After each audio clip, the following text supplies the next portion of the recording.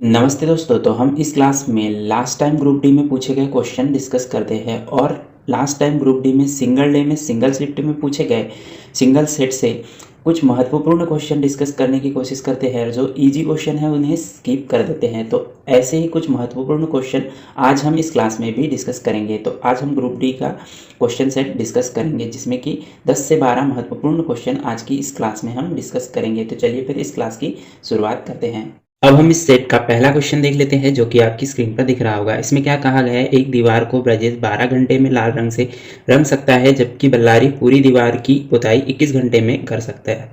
तो हमें क्या बताना है, यदि दीवार की पुताई होने से लेकर उसे लाल रंग से रंगने तक ब्रजेश और बल्लारी वैकल्पिक रूप से एक एक घंटे के लिए काम करते हैं तो पूरी दीवार को लाल रंग से रंगने के लिए कितना घंटा लगेगा हमें बताना है। तो इस क्वेश्चन को सॉल्व करने के लिए हमें क्या करना है, पहले दोनों के नाम लिखने और उनके लगने वाले घंटे लिख लेने हैं और फिर ले लेना है इनका एलसीएम लेंगे तो कितना आएगा, 84 आ जाएगा। तो 84 क्या हो गया, ये हमारा टोटल काम एजम्पशन का निकल के आ गया। इसे कितने घंटे लग रहे हैं, 12 घंटे। तो ये प्रति घंटे में कितना काम करेगा ये निकाल लेंगे टोटल काम को इससे डिवाइड करके। तो यहाँ निकल के कितना आएगा, 7, यानी कि ये प्रति घंटे का काम 7 कर रहा है और ये कितना कर रहा है, प्रति घंटे का निकालना है, यानी कि इसकी एफिशिएंसी निकालनी है। तो सिंपली इससे डिवाइड करेंगे तो यहाँ 4 निकल के आ जाएगा, यानी कि ये प्रति घंटे का 7 और ये प्रति घंटे का कितना, 4 काम कर रहा है। तो हमें क्या करना है, हमें बताना है एक एक घंटे अगर ये काम करते हैं वैकल्पिक रूप से तो इन्हें कितना समय लगेगा। तो ये शुरू करेगा और दूसरे दिन ये करेगा, तो हमें दोनों को जोड़ देना है। ये 2 दिन के काम हो गए और हमें सिंपली इससे भाग दे देना है, यानी कि टोटल काम को ये हमारे जो प्रतिदिन के काम आए, एक दिन का इसका और एक दिन का इसका जो काम आया उससे हमें डिवाइड कर देना है। तो हम यहाँ 7 से अगर भाग देंगे तो कितने, 7 बार में जाएगा और यहाँ 77 आ जाएगा। यहाँ काम कितना बचेगा, सिर्फ 7 बचेगा और दिन कितने लगे, 7। तो 7 इसके भी दिन हो गए, 7 इसके भी दिन हो गए। तो ये जो हमारा 7 आंसर आया उसे सिंपली हमें 2 से मल्टीप्लाई कर देना है। तो ये हमारे निकल के आ गया 14 दिन। लेकिन ये 14 दिन हमारा आंसर नहीं होगा क्योंकि अभी भी काम कितना बाकी है, 7 काम बाकी है। तो इस पहले किसने शुरू किया था, ब्रजेश ने, इसलिए हम ये 7 काम प्रतिदिन के या प्रति आवर्स के करता है तो ये 7 से हम डिवाइड कर देंगे। तो ये निकल के कितना आ जाएगा, ये 1 निकल के आ जाएगा। अब 1 इसमें जोड़ देंगे तो कितना हो जाएगा, 15, यानी कि उन दोनों को पूरा काम करने के लिए कितना समय लगता है, 15 घंटे का समय लगता है। पूरी पुताई करने के लिए कितना समय लगता है, 15 घंटे का समय लगता है। तो कुछ इस तरह से इस क्वेश्चन को आपको कैलकुलेट कर लेना है। तो इसका क्वेश्चन का आंसर कितना हो जाएगा, ऑप्शन नंबर 2 इस क्वेश्चन का बराबर हो जाएगा। तो चलिए फिर हम इस सेट का अगला क्वेश्चन देख लेते हैं। अब हम इस क्वेश्चन को देख लेंगे। इसमें हमें एक सीरीज दी हुई है और कहा गया है कि कितने गुणक सम संख्याएं हैं हमें बताना है। तो कितने गुणक सम संख्याएं, इस तरह का क्वेश्चन हमें दिया हुआ तो हमें क्या करना है, इन पूरी की पूरी सीरीज के गुणक निकाल लेने हैं। पहले सबसे पहले गुणक निकाल लेंगे इस पूरी सीरीज के और उसमें से हम घटा देंगे कौन से, विषम संख्या के गुणक को घटा देंगे। तो सबसे पहले इस सीरीज के गुणक कैसे निकालते हैं, हमें दी हुई पावर में हमें जोड़ देना होता है 1। जैसे कि हमें 2 की पावर 8 दी है तो उसमें जोड़ेंगे 1 और ये 3 की पावर 2 दी है तो उसमें जोड़ेंगे 1 और 5 की पावर 3 दी है तो 3 में भी जोड़ेंगे 1 और ये 7 की पावर 5 दी है तो उसमें भी जोड़ेंगे हम 1। इन सबको हम कैलकुलेट कर लेंगे तो इस पूरी की पूरी सीरीज के क्या निकल के आ जाएंगे, गुणक निकल के आ जाएंगे। तो ये कुछ हो जाएगा 9 और ये हो जाएगा 3, ये हो जाएगा 4 और ये हो जाएगा 6। इसे हमें कैलकुलेट करने से पहले इसमें से हमें क्या घटाना है, हमें विषम संख्या के गुणक यानी कि इन 3 के ही हमें गुणक निकालने हैं और उसे घटा देना है। तो इसके गुणक कैसे हो जाएंगे, सेम वैसे ही पावर ले लेनी है हमें। तो 2 लेंगे हम, +1 करेंगे और ये 5 की पावर कितनी है, 3, उससे +1 करेंगे और ये 7 की पावर कितनी है, 5, उसे भी प्लस में 1 कर देंगे। तो ये कितना हो जाएगा, जब हम देखेंगे तो ये 3 हो जाएगा मल्टीप्लिकेशन में और ये 4 हो जाएगा और ये 6 हो जाएगा। तो ये कैलकुलेशन पहले क्यों नहीं किया मैंने, इसीलिए नहीं किया क्योंकि ये जो आप देखोगे तो इसमें आपको कॉमन मल्टीप्लिकेशन मिल जाएगा। जैसे कि 3 और 4 और 6, इसमें भी 3 और 4 और 6 है। तो इस कॉमन संख्या को हम बाहर ले लेंगे, यानी कि 3, 4 और 6 को हम बाहर ले लेंगे। ब्रैकेट में क्या आ जाएगा, इधर बचे 3 और इधर क्या बचेगा, सिर्फ 1 बचेगा। तो 9 में से अगर हम 1 को घटाएंगे तो कितना बचेगा, यहाँ पर सिर्फ 8 ही बचेगा। तो मल्टीप्लाई बाय 8 हो जाएगा। अब इसे हम कैलकुलेट कर लेंगे। तो 4 और 3 का मल्टीप्लिकेशन करेंगे तो कितना आ जाएगा, 12 आ जाएगा और 8 और 6 का मल्टीप्लिकेशन करेंगे तो 48 आ जाएगा। अब इन दोनों का कर लेना है हमें मल्टीप्लिकेशन। तो 12 8 कितने होते हैं, 96 होते हैं तो 6 आ जाएगा और यहाँ 9 आ जाएगा। 12 दूनी 24, 12 चौ 48 होता है। 48 में अगर 9 को मिलाएंगे तो कितना हो जाएगा, 57 हो जाएगा। इस तरह हमारा आंसर कितना निकल के आ जाएगा, 576 निकल के आ जाएगा। तो यानी कि इस सीरीज के सम गुणक संख्याएं कितनी है, 576 है। तो इसका ऑप्शन नंबर 1 बराबर हो जाएगा। कुछ इस तरह से इस क्वेश्चन को आपको सॉल्व कर लेना होता है। तो चलिए फिर हम इस सेट का अगला क्वेश्चन देख लेते हैं। अब हम इस क्वेश्चन को देख लेंगे जो कि आपकी स्क्रीन पर दिख रहा होगा। इसमें क्या कहा गया है, एक वर्ग के क्षेत्रफल का संख्यात्मक मान उसके प्रत्येक विकर्ण के संख्यात्मक मान के आधे के बराबर है। विकर्ण का संख्यात्मक मान क्या है हमें बताना है। तो देखो इस क्वेश्चन को कैसे सॉल्व करेंगे। वर्ग क्या होता है, इनकी चारों बाजू समान होती है। तो हम इसे a अगर समझ लेते हैं तो इसे भी a समझ लेंगे, यानी कि चारों की चारों। और इसका विकर्ण क्या होता है, अगर आपको फॉर्मूला पता हो तो a यानी कि √2 होता है, यानी कि जो बाजू होती है उसे √2 मल्टीप्लाई होता है। तो देखो हमें इस क्वेश्चन में क्या दिया हुआ है, a। इसका अगर क्षेत्रफल अगर हम निकालते हैं तो कितना हो जाएगा, a² हो जाएगा, यानी कि बाजू का स्क्वायर क्या हो जाता है, इसका एरिया हो जाता है। तो ये हमारा क्षेत्रफल निकल के आ गया। तो ये a² किसके बराबर है कहते हैं, ये विकर्ण के आधा है, यानी कि a√2 का आधा है। इसका आधा ये इसका क्षेत्रफल है। ये हमें क्वेश्चन में दिया हुआ है। तो ये मल्टीप्लाई में है तो ये क्या चला जाएगा, डिवाइड में चला जाएगा यहाँ से उठकर, और इस तरह ये पावर कट कर यहाँ से a की वैल्यू निकल के आ जाएगी। अब हमारे पास a की वैल्यू है, तो a की वैल्यू अगर हमारे पास √2 डिवाइड बाय 2 है तो हम इसकी विकर्ण की वैल्यू बता सकते हैं संख्यात्मक मान में, क्योंकि यहाँ हम पुट कर देंगे √2 क्या हो जाएगा, डिवाइड बाय 2, और यहाँ पर √2 लग जाएगा, क्योंकि a की वैल्यू ये होगी यहाँ पर जो पुट कर दी, और ये तो ऑलरेडी है मल्टीप्लिकेशन में। तो ये √ आपस में कटकर सिर्फ क्या हो जाएगा, यहाँ पर 2 हो जाएगा, और नीचे में क्या है, 2 है। तो 2 से 2 को अगर डिवाइड करेंगे तो आंसर कितना निकल के आ जाएगा, 1 निकल के आ जाएगा। इस तरह उस वर्ग के विकर्ण का संख्यात्मक मान कितना होगा, 1 होगा, जो कि आपको ऑप्शन नंबर 3 में देखने को मिलेगा। तो इस क्वेश्चन का ऑप्शन नंबर 3 बराबर हो जाएगा। चलिए तो फिर हम अगला क्वेश्चन देख लेते हैं इस सेट का।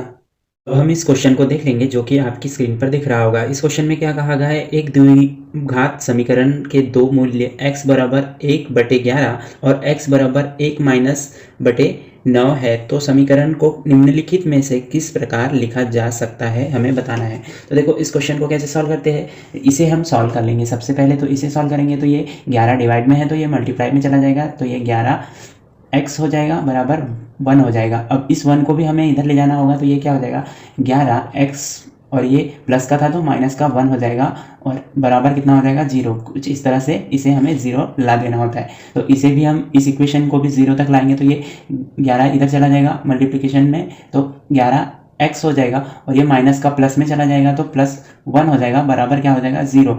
अब इन दो इक्वेशन को हमें मल्टीप्लाई में लिख देना है, जैसे कि ये 11x - 1 ये हो गया पहला, और ये दूसरा हो गया 11x + 1, ये बराबर हो जाएगा 0। यानी कि ये दोनों ऑप्शन, जिस ऑप्शन में ये दोनों समीकरण होंगे वही हमारा ऑप्शन हो जाएगा इस क्वेश्चन का। तो हमारा क्वेश्चन का, इस क्वेश्चन का आंसर कौन सा हो जाएगा, आंसर नंबर 2 इस क्वेश्चन का बराबर हो जाएगा, यानी कि 11x - 1 और सेकेंड ब्रैकेट में 11x + 1 बराबर 0 हो जाएगा। कुछ इस तरह से इस क्वेश्चन को आपको सॉल्व कर लेना होता है। तो चलिए फिर हम अगला क्वेश्चन इस सेट का देख लेते हैं। अब हम इस क्वेश्चन को देख लेंगे जो कि आपकी स्क्रीन पर दिख रहा होगा। इस क्वेश्चन में क्या कहा गया है, ए अकेले एक काम को 11 दिनों में पूरा कर सकता है, बी को इसे अकेले करने के लिए 16.5 दिन लगते हैं, सी के साथ मिलकर काम पूरा करने में इन्हें 5.5 दिन लगते हैं। यदि सी और डी मिलकर 22 दिनों में काम को कर सकते हैं तो डी को अकेले कार्य पूरा करने के लिए कितने दिन की आवश्यकता होगी, हमें इस क्वेश्चन में बताना है। तो इस क्वेश्चन को कैसे सॉल्व करेंगे, देखो टाइम एंड वर्क के क्वेश्चन को सॉल्व करने के लिए हमें इन सबके डेज का एलसीएम निकालकर टोटल काम निकाल लेना होता है, जो कि हमारा एजम्पशन वाला काम हो जाता है। तो चलिए फिर इस क्वेश्चन को हम सॉल्व कर लेते हैं। तो देखो सबसे पहले हमें ए के दिन दिए हुए हैं, तो ए के दिन कितने हैं, 11 दिन है। बी के दिन दिए हैं कि बी अकेला उस काम को कितने दिन में कर सकता है, 16.5 दिनों में। तो हम 16.5 ना लेते हुए पॉइंट में है, तो हम इसे क्या लिख सकते हैं, 33/2, यानी कि 33 से हम 2 को अगर डिवाइड करेंगे तो 16.5 मिलेगा। तो कुछ इस तरह से हमें डेज ले लेना है। अब ए सी इन दोनों के साथ मिलकर कहा है, तो यानी कि ए बी सी तीनों मिलकर कितने दिन में काम को खत्म कर सकते हैं, 5.5 दिनों में। तो हम 5.5 ना लेते हुए कितने लेंगे, 11/2 लेंगे। तो 11 को अगर 2 से डिवाइड करेंगे तो हमें 5.5 मिलेगा। और सी और डी मिलकर उस काम को कितने दिन में कर सकते हैं, कहा गया है 22 दिनों में कर सकते हैं। अब इन सब का ले लेंगे हम एलसीएम। तो ये हमें फ्रैक्शन वैल्यू दी हुई है, तो एलसीएम फ्रैक्शन वैल्यू का कैसा होता है, अंश में जो वैल्यू दी है उनका हमें एलसीएम ले लेना होता है। तो 11 33 11 22 का एलसीएम कितना हो जाएगा, 66 हो जाएगा। और नीचे में HCF ले लेना होता है तो यहाँ 2 यहाँ 2 यहाँ कुछ भी नहीं तो 1 और 1 होगा, तो इनका HCF 1 आ जाएगा, तो 1 लिखे ना लिखे बराबर होता है, तो ये आ जाएगा हमारा। अब इसकी इफिशियंसी निकालेंगे, ए की इफिशियंसी कितनी निकल के आ जाएगी, 6 निकल के आ जाएगी। सिंपली टोटल काम हमारा 66 है, तो 66 को 11 से डिवाइड करेंगे, 6 निकल कर आ जाएगा। तो इसका कितना निकलेगा, 33 से हम डिवाइड करेंगे तो 2 आएगा, और ये हर में है तो ऊपर चला जाएगा, तो मल्टीप्लिकेशन करके यहाँ 4 आ जाएगी, तो बी की इफिशियंसी 4 आ जाएगी। यहाँ 6 हो जाएगा, 2 से मल्टीप्लाई होगा तो 12 आ जाएगी, और इसकी 22 से हम डिवाइड करेंगे तो 3 निकल कर आ जाएगी। अब हमें इस क्वेश्चन में पूछा क्या गया है, सिर्फ हमें डी कितने दिन में इस काम को कर सकता है यह बताना है। तो हमें डी की इफिशियंसी ढूंढ लेनी होगी कि कितनी होगी। तो डी की इफिशियंसी कैसे निकालेंगे, हमें बी और ए और बी की पता है कितनी है, 10 है, और ए बी सी की कितनी है, 12 है। तो यानी कि 12 में से हम 10 को घटाएंगे तो किसकी मिल जाएगी, सी की मिल जाएगी। वो कितनी मिलेगी, 2 मिलेगी। 2 इफिशियंसी किसकी मिल गई, सी की मिल गई। तो हम सी और डी की इफिशियंसी में से 2 को अगर घटाएंगे तो 1 निकल के आएगा, तो 1 किसकी हो गई, डी की इफिशियंसी हो गई। अब हमारे पास टोटल काम कितना है, टोटल काम हमारे 66 है, और इसे हम 1 से डिवाइड कर देंगे जो कि हमारी डी की इफिशियंसी हो जाएगी। तो कितना निकल के आ जाएगा, 66 ही निकल के आ जाएगा। यानी कि 66 दिन लगेंगे उस काम को पूरा करने को, किसको, डी को लगेंगे, क्योंकि हमने इफिशियंसी से डिवाइड किया और 66 दिन निकल के आ गया। इस तरह इस क्वेश्चन का आंसर कितना हो जाएगा, आंसर नंबर 2 बराबर हो जाएगा, यानी कि 66 दिन 66 दिन हो जाएगा इस क्वेश्चन का आंसर। कुछ इस तरह से इस क्वेश्चन को आपको सॉल्व कर लेना होता है। तो चलिए फिर हम अगला क्वेश्चन देख लेते हैं सेट का। अब हम इस क्वेश्चन को देख लेंगे जो कि आपकी स्क्रीन पर दिख रहा होगा। इस क्वेश्चन में हमें क्या दिया हुआ है, एक राशि समान साधारण ब्याज दर पर 5 वर्षों में 457 और 10 वर्षों में 574 हो जाती है। राशि का मान ज्ञात करें। तो हमें इसमें राशि का मान ज्ञात करना है, यानी कि मूल राशि क्या होगी ये ज्ञात करना है। तो इस क्वेश्चन को कैसे सॉल्व करेंगे, सबसे पहले हमें क्या करना है, 10 वर्ष का मिश्रधन जो है उसमें से 5 वर्ष का जो मिश्रधन है उसे घटा देना है। उससे क्या होगा, हमें 5 साल का क्या मिलेगा, इंटरेस्ट यानी कि ब्याज मिल जाएगा। तो देखो हम इसमें से इससे घटा देंगे तो ये कितना हो जाएगा, 7, और ये 1 और ये 1, यानी कि 117 क्या निकल के आ जाएगा हमारे पास, 5 साल का क्या निकल के आ जाएगा, ब्याज निकल कर आ जाएगा। क्योंकि 5 साल के बाद 10 साल में राशि बढ़ रही है तो क्या बढ़ेगा, सिर्फ इंटरेस्ट बढ़ेगा, और 5 साल बाद इस तरह ये रकम बढ़ रही है तो इसमें कितना, ये इंटरेस्ट हो जाएगा 5 साल का। अब हमारे पास 5 साल बाद मिश्रधन कितना हुआ है, 457 हुआ है। तो इसमें से हम अगर ब्याज को घटा देते हैं तो हमें क्या, मूल राशि मिल जाएगी। तो हमारे पास 5 साल का ब्याज यहाँ निकल के आ गया है, वो क्या है, 117 है। तो 117 को हम इसमें से घटा देंगे, तो इसमें से घटाएंगे तो ये 0 आ जाएगा, और ये 4 आ जाएगा, और ये 3 आ जाएगा, यानी कि 340 क्या होगा, मूलधन निकल कर आ जाएगा इस क्वेश्चन का। कुछ इस तरह से इस क्वेश्चन को आपको सॉल्व कर लेना है, यानी कि इस क्वेश्चन का आंसर नंबर 1 बराबर हो जाएगा। चलिए तो फिर हम इस सेट का अगला क्वेश्चन देख लेते हैं। अब हम इस क्वेश्चन को देख लेंगे जो कि आपकी स्क्रीन पर दिख रहा होगा। इस क्वेश्चन में क्या दिया गया है, x और y की वर्तमान आयु का अनुपात 3:8 है, जबकि y और z की वर्तमान आयु का अनुपात 4:5 है। 2 वर्ष पहले x और y की आयु का अनुपात 1:3 था। तीनों की वर्तमान आयु का योग क्या है, हमें बताना है। तो इस क्वेश्चन को सॉल्व करने के लिए हमें सबसे पहले x, y और z की आयु का अनुपात निकाल लेना है, यानी कि तीनों किस अनुपात में होंगे। तो देखो तीनों की आयु का अनुपात कौन सा होगा ये निकालना है। तो हम देखेंगे कि इन दोनों के अनुपात 2 अनुपात दिए हुए हैं, और तीसरा हमें 2 साल बाद का दिया हुआ है। तो ये 2 अनुपात से हम इन तीनों की आयु का अनुपात निकाल सकते हैं। कैसे कि हमें इन दोनों में y कॉमन है, तो y की वैल्यू अगर यहाँ 8 है तो हमें यहाँ भी 8 कर देनी होगी, वैल्यू कॉमन हो जाएगी तो तीनों के तीनों अनुपात में आ जाएगी। तो इसे हम 8 करने के लिए 2 से मल्टीप्लाई कर देंगे, तो अनुपात के इस साइड 2 से किया तो इस साइड भी 2 से कर देंगे, तो ये 8 बन जाएगा। तो ये कुछ इस तरह से x, y और z का अनुपात क्या निकल के आएगा, ये 3 हो जाएगा, और y 8 हो जाएगा, दोनों में 8 होने की वजह से, और ये 5 दूनी 10 हो जाएगा, तो ये 10 हो जाएगा। इस तरह x, y और z का अनुपात निकल के आ जाएगा। अब हमें क्या करना होगा कि एक अनुपात की वैल्यू निकालनी होगी, तब हमें तीनों का योग निकाल सकते हैं, आयु का योग। तो हम एक अनुपात की वैल्यू कहां से निकालेंगे, हमें पहले दिया हुआ है क्या, x और y, इसका अनुपात हमें पहले क्या दिया है, 1 और 8 का दिया हुआ है, और उसके बाद कहा गया है कि 2 साल बाद, यानी कि 2 साल हम इन दोनों में जोड़ देंगे, तो 2 साल बाद कितना होता है इनका अनुपात, 1 और 3 का होता है। ये हमें दिया गया है, यहाँ से हम इनका एक अनुपात की वैल्यू निकाल लेंगे। अब कैसे निकालेंगे, अनुपात का अनुपात से मल्टीप्लीकेशन करेंगे, और इस अनुपात का अनुपात से मल्टीप्लीकेशन करेंगे, तो ये 3 3 9 हो जाएगा, और ये 8 हो जाएगा, और इन दोनों का लेंगे डिफरेंट, बराबर कर देंगे। हम इस वैल्यू से इस वाले नीचे वाले अनुपात के साथ मल्टीप्लीकेशन करेंगे, तो 3 का 2 से मल्टीप्लिकेशन करेंगे तो 6 आ जाएगा, और 1 और 2 का ऐसे क्रॉस करेंगे, ऐसे क्रॉस करेंगे, पहले ऐसे क्रॉस और ऐसे क्रॉस करेंगे जो यहाँ लेंगे, और फिर ये वैल्यू के साथ करेंगे तो ये यहाँ लेंगे, तो ये 6 और ये कितना आ जाएगा 2 आ जाएगा, और इन दोनों के बीच का भी क्या लेना है हमें, डिफरेंट लेना है। तो इन दोनों के बीच का डिफरेंट कितना आ जाएगा 1 आ जाएगा, और इन दोनों के बीच का डिफरेंट कितना आ जाएगा 4। ये अनुपात से अनुपात का था इसलिए 1 अनुपात हो जाएगा, और ये वैल्यू के साथ था तो इसलिए वैल्यू हो जाएगी। तो 1 अनुपात की वैल्यू कितनी निकल के आ जाएगी 4।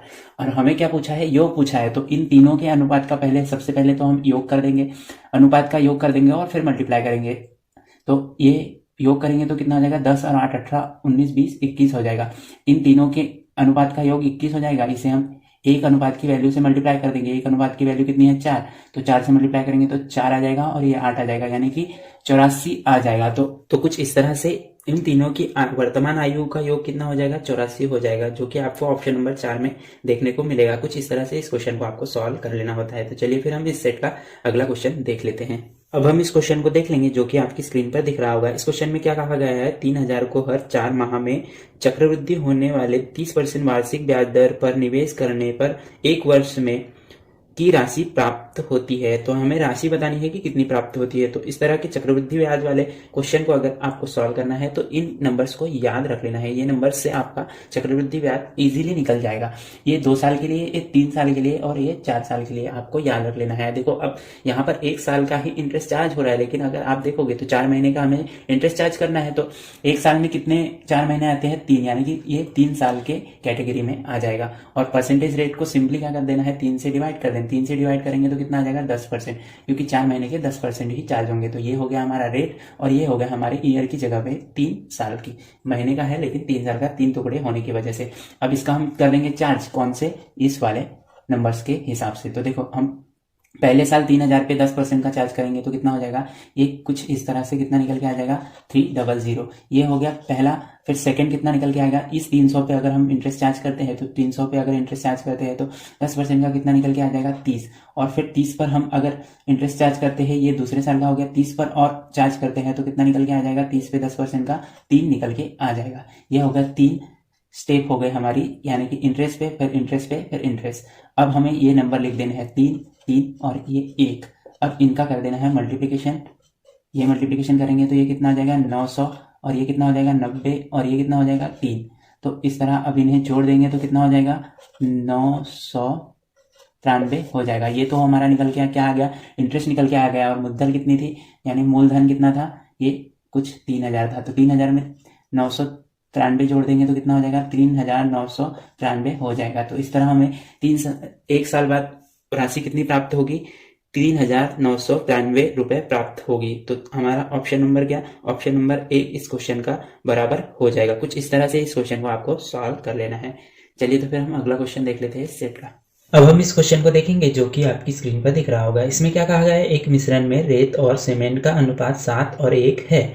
इस मिश्रण में शेष 72 किलोग्राम में कितना सीमेंट मिलाया जाना चाहिए ताकि परिणाम मिश्रण में अनुपात 6 और 1 हो। तो देखो इस क्वेश्चन को कैसे सॉल्व करेंगे, हमें दिया है रेत और सीमेंट का अनुपात और इसकी कुल कितना किलोग्राम है वो भी दिया है। बाद में कुछ मिलाया जाता है क्या, सिर्फ सीमेंट, और अनुपात हो जाता है कुछ, यानी कि रेत में कोई भी परिवर्तन नहीं होता। तो यहाँ से हम रेत की वैल्यू निकाल कर यहाँ से हम इस अनुपात के 1 अनुपात की वैल्यू निकाल लेंगे तो हमारा यहाँ का आंसर आ जाएगा। तो अब 72 हमारे पास है, तो ये 7 और 1 कितना हो जाएगा 8 अनुपात हो जाएगा। तो 8 अनुपात से हम इसे डिवाइड करेंगे तो कितना आ जाएगा 9, यानी कि 1 अनुपात की वैल्यू कितनी निकल के आ जाएगी 9। अब 9 से हम यहाँ कुल कितनी रेत है वो निकाल सकते हैं। तो 9 से मल्टीप्लाई करेंगे तो 9 और 7 का मल्टीप्लिकेशन कितना आ जाएगा 63।